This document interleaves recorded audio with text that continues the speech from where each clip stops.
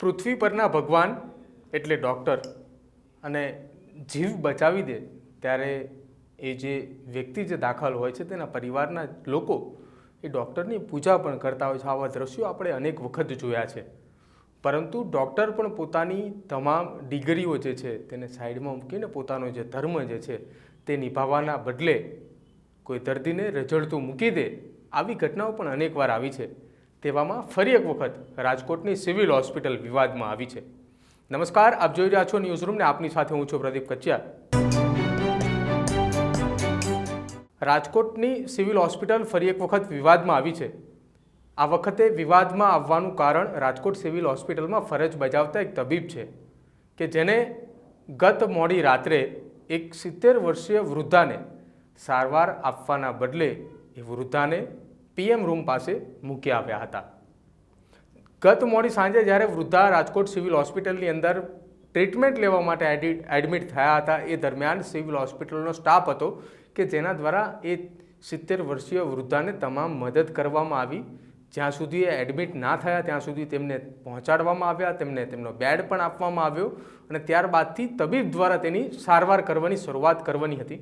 પરંતુ મોડી રાત્રે એ તબીબ દ્વારા સ્ટ્રેચરની અંદર એ વૃદ્ધાને લઈને સિવિલ હોસ્પિટલના પીએમ રૂમ બહાર મૂકવામાં આવ્યા હતા અને ત્યારબાદથી પોતે નોકરી ઉપર હાજર થઈ ગયા અને સવાર પડતાની સાથે ત્યાંથી જતા રહ્યા હતા। પરંતુ વહેલી સવારે જ્યારે સિવિલ હોસ્પિટલના અન્ય લોકો ત્યાં પહોંચ્યા કે જે તમામ દર્દીઓની સારવાર બરોબર ચાલે છે કે નહીં, તેમને કોઈ વસ્તુ જોઈ છે કે કેમ, આ પ્રકારની સુવિધાઓ જે આપવામાં આવેલી છે તેના કેટલાક લોકો ત્યાં ગયા, પરંતુ એ બેડ ખાલી પડ્યો હતો। બેડ ખાલી જોતા તમામ લોકો એ વૃદ્ધાને શોધવા માટે નીકળ્યા, કેમ કે વૃદ્ધાની ફાઇલ ને તમામ વસ્તુ એ સિવિલ હોસ્પિટલની અંદર ઉપસ્થિત હતી। જ્યારે વૃદ્ધને ગોતવા માટે નીકળ્યા ત્યારે 70 વર્ષીય વૃદ્ધ પોસ્ટમોર્ટમ રૂમની બહાર સૂતેલા હતા। જ્યારે તપાસ કરવામાં આવી, સીસીટીવી ચેક કરવામાં આવ્યા ત્યારે આ સમગ્ર મામલાનો ભાંડો ફૂટ્યો। ક્યાંક એ વૃદ્ધની સારવાર નહોતી કરવી, એટલા માટે જ વૃદ્ધને ત્યાં મૂક્યા આવ્યા। અરે હવે તો શરમ કરો, તમે ડૉક્ટર બન્યા છો, તમે સેવા કરવી પડે ને। તમારે તો તમારી પોતાની પ્રાઇવેટ હોસ્પિટલ ચાલતી હોય એટલે પ્રાઇવેટ હોસ્પિટલોમાં જઈને તમારે સેવા કરવી છે, ત્યાં તમને પૈસા મળે છે। રાજકોટની સિવિલ હોસ્પિટલમાં ક્યાંક તમને પૈસા નહીં મળતા હોય એટલા માટે જ તમે આ કામ કર્યું ને। જ્યારે આ તમામ પ્રશ્નો રાજકોટના સિવિલ હોસ્પિટલના કર્મચારીઓને પૂછવામાં આવ્યા ત્યારે તેમના દ્વારા શું જવાબ આપવામાં આવ્યો એકવાર એ પણ સાંભળો। રાતના 10:10 વાગે 108 દ્વારા મવડી વિસ્તારમાંથી પેશન્ટને લાવેલ હતા। એમની સાથે કોઈ સગા સંબંધી ન હતા। જ્યારે આ પ્રકારના દર્દીઓ દાખલ થાય છે ત્યારે આપણે સિવિલ હોસ્પિટલની અંદર હેલ્પ ડેસ્ક ટીમ કાર્યરત છે, જે 24/7 હાજર હોય છે। તેમના દ્વારા દર્દીને સગાની જેમ જ વલણ અપનાવી અને એમની સાથે રાખવામાં આવે છે।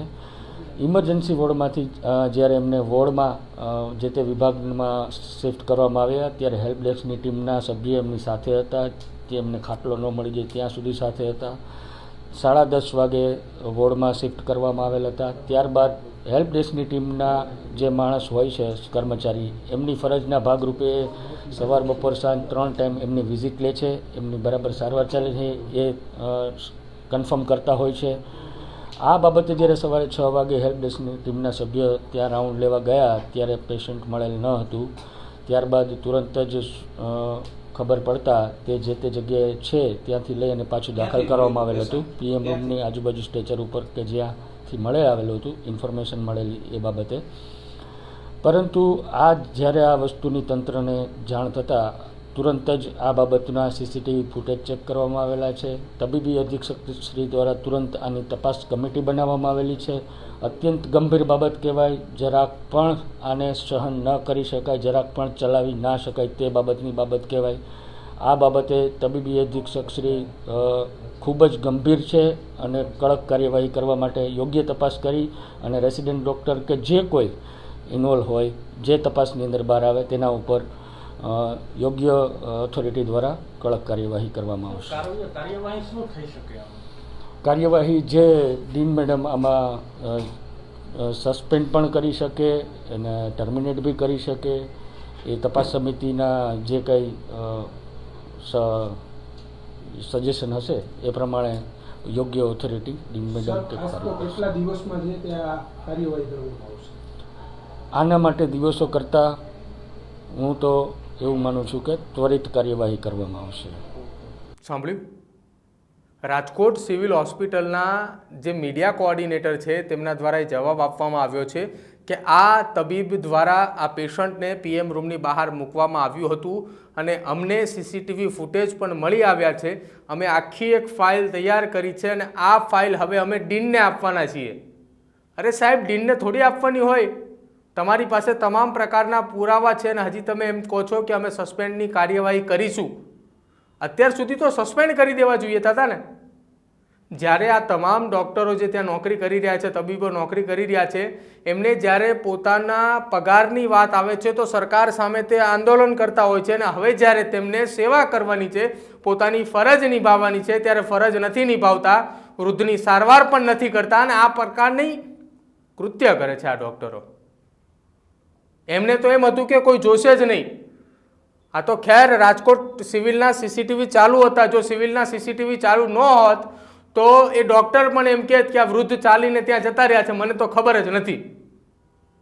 હવે કાર્યવાહી કઈ દિશામાં થાય છે એ જોવાનું રહેશે, કેમ કે વારંવાર રાજકોટ સિવિલ હોસ્પિટલ કોઈના કોઈ કારણોસર વિવાદમાં આવે છે અને હજુ એક વખત આ વિવાદમાં આવી છે. વિવાદમાં આવતાની સાથે ડૉક્ટર તો હજી સુધી હાજર નથી થયા, પરંતુ એમની ફાઇલ ડીન સુધી મોકલવામાં આવી છે અને તમામ લોકો, કર્મચારીઓ જે કહી રહ્યા છે, કોઓર્ડિનેટરે પણ કહી રહ્યા છે કે ડીન જે કાર્યવાહી કરે તે ઠીક છે. જો તમને પણ એવું લાગતું હોય કે સરકારી હોસ્પિટલની અંદર આ જ પ્રકારની સ્થિતિ જોવા મળે છે તો આપ અમારા કોમેન્ટ બોક્સની અંદર જણાવજો કે કઈ સરકારી હોસ્પિટલની અંદર કયા પ્રકારની પરિસ્થિતિ જોવા મળી રહી છે. અમે પણ આપના સુધી પહોંચવાનો પ્રયત્ન કરીશું, એ સિવિલ હોસ્પિટલ સુધી પહોંચવાનો પ્રયત્ન કરીશું કે જ્યાં આ પ્રકારની લાલિયાવાડી ચાલે છે. કેમ કે આપણે તો માની રહ્યા છીએ કે ડૉક્ટર એટલે ભગવાન, ધરતી ઉપરના એકમાત્ર ભગવાન એટલે ડૉક્ટર કે લોકોનો જીવ બચાવે છે. પરંતુ ક્યાંક એ જ ડૉક્ટરો જો આ પ્રકારની લાલિયાવાડી કરતા હશે તો ન્યૂઝરૂમ એમને ઉઘાડા પાડશે અને પાડશે. અમારી ચેનલને આજે જ લાઇક કરો, શેર કરો અને સબસ્ક્રાઈબ કરો.